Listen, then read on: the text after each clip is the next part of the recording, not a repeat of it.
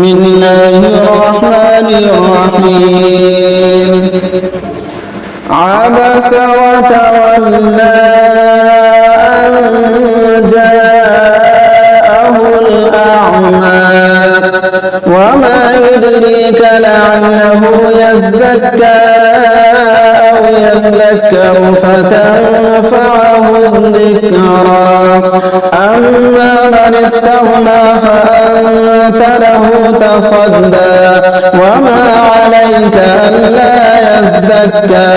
وأما من جاءك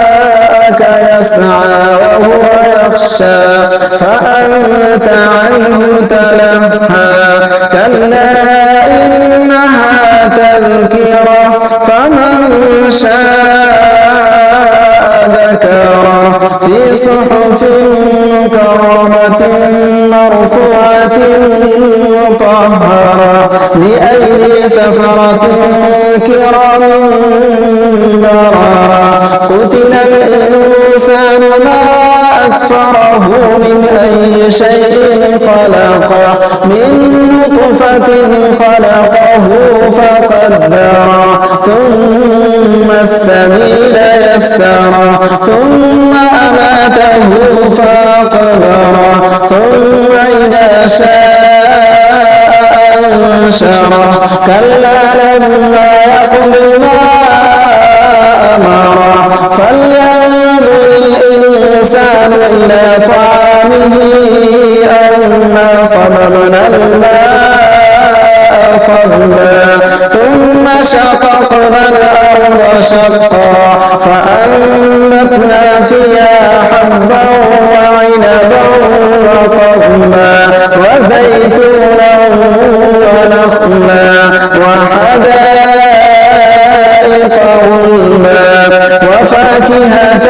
وأبا متاعا لكم ولأنعامكم فإذا جاءت الصاخة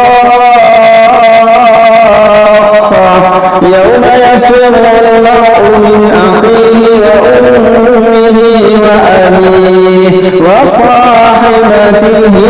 وبنيه لكل امرئ منهم يومئذ شأن